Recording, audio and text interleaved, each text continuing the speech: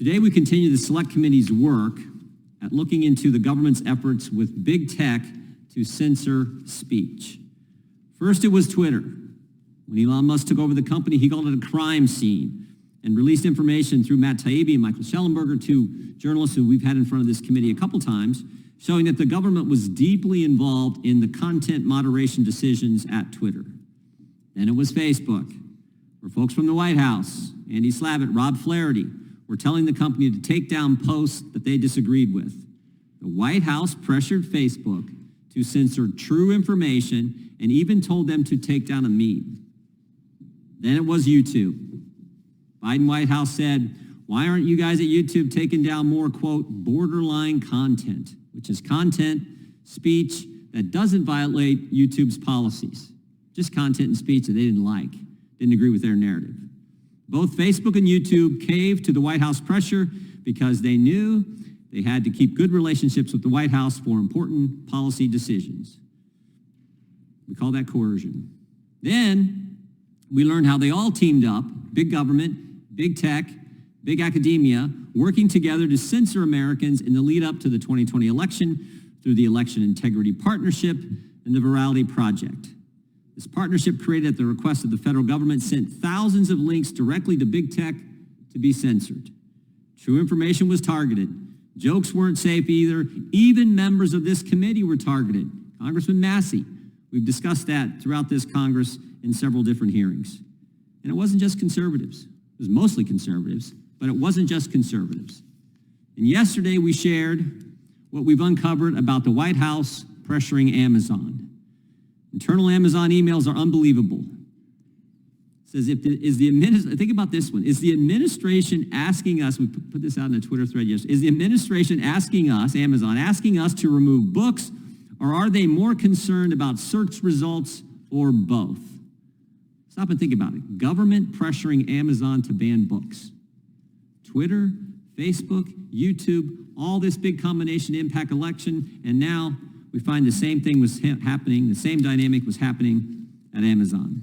Today's hearing, how the government is trying to take censorship to the next level by weaponizing artificial intelligence tools to limit speech in real time and at scale. In the name of combating alleged misinformation regarding COVID-19 in the 2020 election, the National Science Foundation has been issuing multi-million-dollar grants to universities and nonprofit research teams to develop artificial intelligence-powered censorship and propaganda tools. These tools can be used by government and big tech to shape public opinion by restricting certain viewpoints and promoting others. In notes from the University of Michigan's first presentation to the National Science Foundation about its NSF-funded AI-powered, called WiseDex tool, they said this, quote, so this is when the University of Michigan is making their pitch to the government to get taxpayer money. They said, our misinformation service helps policymakers at platforms who want to push responsibility for difficult judgment to someone outside the company by externalizing the difficult responsibility of censorship. Think about that last phrase, by externalizing the difficult responsibility of censorship. They said right up front what they want to do. They want taxpayer money coming to them so they can develop tools with AI to censor American speech. I don't know if it gets much scarier than that. Non-public documents obtained by the Select Committee reveal the disinformation researchers referring to their work as, quote, censorship in the slides they presented to the National Science Foundation. The National Science Foundation tracked reporting critical of its program, including an article written by Professor Jonathan Turley and by Ms. Richardson, one of our witnesses today. And they developed a specific media strategy they considered blacklisting conservative media. In one project proposal document to the National Science Foundation, the researchers explained the need for a, quote, proactive suite of human technologies to assist rural and indigenous communities, military veterans, older adults, and military families, all of whom the researchers claimed were unusually susceptible to misinformation campaigns online. I want you to digest that for a second. If you're an older American, you served in our military, and you live out in flyover country, you're too stupid to know what's true. And these guys wanted their tax money, our tax money, the very people they described, they took their tax money to develop tools to censor the people that they took the tax money from. Another project proposal sent to the National Science Foundation demeans Americans who hold, quote, the Bible and the Constitution as sacred and choose to review primary sources rather than rely on expert consensus.